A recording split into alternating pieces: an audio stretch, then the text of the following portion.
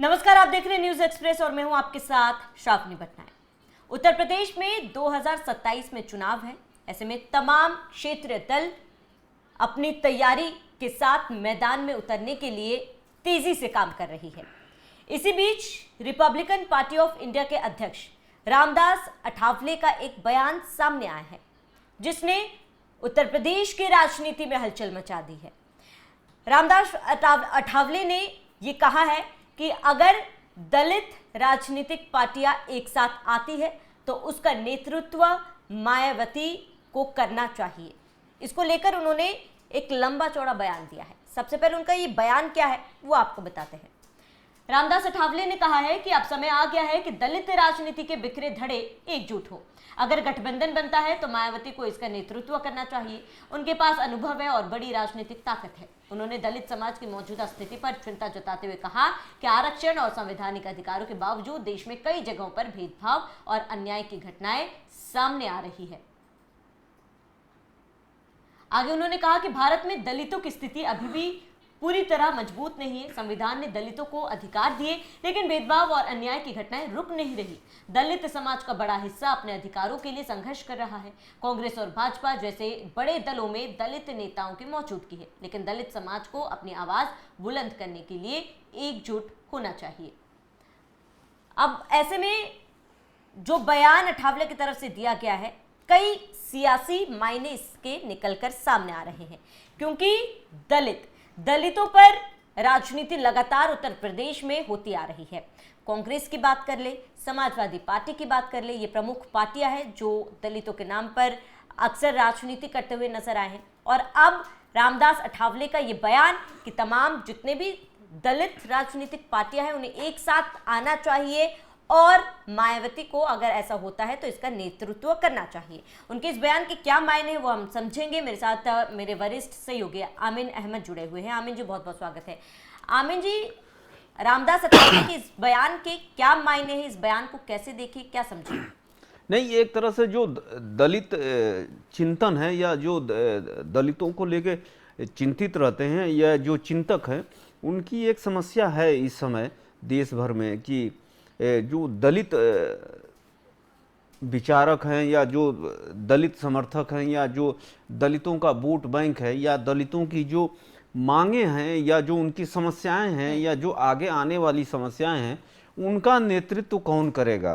आप इसके लिए कोई अब बचा नहीं है। एक जो बचा हुआ था वो मायावती जी थी यूपी में, लेकिन सीबीआई और ईडी ने इनको जब से क्या प्रधानमंत्री मोदी हुए हैं 2014 से, तो इनको शायद इनकी कान में जो है ये एक संदेश दिल्ली से लखनऊ भेज दिया गया कि आप चुप रहेंगी और कुछ नहीं कहेंगी, अगर आप कुछ करेंगी या कहेंगी तो जो है आपको जेल में रहना पड़ेगा। तो इन्होंने ये समझ लिया कि चुप रहना ही सही है। और इसके कई लक्षण हैं, आप भी जानती हैं, हम लोग दोनों मीडिया में हैं और रोज खबरें देखते हैं। आप ये देख लीजिए कि कैसे महाराष्ट्र में जो है बीजेपी जो है एक तरफा जीत हासिल की, उसके क्या कारण रहे। ईडी कारण रही, छापेमारी हुई। बीजेपी का साफ संदेश है कि या तो आप हमारे साथ रहो, नहीं तो जेल में रहो। और जो नहीं झुके उनके खिलाफ भी देख लीजिए, झारखंड का उदाहरण देख लीजिए। हाई कोर्ट ने स्पष्ट संदेश दिया कि मामला जमीन का जो है काफी पुराना है और इस पे कुछ नहीं किया जा, और जबरदस्ती ईडी ने जो है इनको जो है क्या कहते हैं गिरफ्तार किया और 6 महीने जेल में रहा। तो इस तरह से जो एक सरकार होती है कि लगता है कि पहले भी कांग्रेस के ऊपर ये इस तरह के आरोप लगते रहे, लेकिन एक खुले तौर से जो है चीजों को काम करना और ये साफ संदेश दिखना कि अगर आप मेरे साथ हो तो पाक साफ रहोगे, अगर दूसरे में हो तो भ्रष्टाचारी हो। तो ये चलता रहा और आप इसके कई उदाहरण देख लीजिए कि जहां पे कोई नहीं आया तो उसको जो है इधर से उधर किया गया, उसका नतीजा आपके सामने है। तो उसी का नतीजा है कि बीएसपी का जो है यूपी में वोट परसेंटेज तो मुझे लगता है कि जो दलितों का जो एक मुफ्त वोट परसेंटेज है 17% या 16% का जो आंकड़ा है, वो तो पूरा फुल मिलता है मायावती को।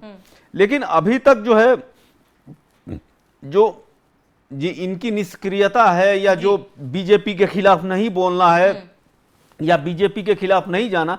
और बलिया से इनके एक सांसद हैं उमाशंकर सिंह, बस एक ही विधायक हैं इनके। उसके बाद से जो नतीजा है, जो रिजल्ट है 2014, 2019, 2024 लोकसभा का रिप्रेजेंटेशन, और उसके बाद से जो है अब जो है 2027 का, आप 2017 देख लिया आपने, उसके बाद से 2023 आपने देखा, 24 देखा, फिर उसके बाद से आप ये जो है 27 में ये जो दिखने वाला है उसका एक नतीजा इसी को देख के हो सकता हो कि अठावले जी ये सोच रहे हो कि जो एक पार्टी, एक सशक्त दलितों की आवाज थी यूपी में, उनका एक बड़ा जनाधार था। यूपी में ही नहीं, जितने भी दलित थे, पंजाब, महाराष्ट्र में भी उनका था, मध्य प्रदेश, राजस्थान, दिल्ली, हर जगह से उनके एक दो विधायक जीतते हुए आते थे और वो रहते थे।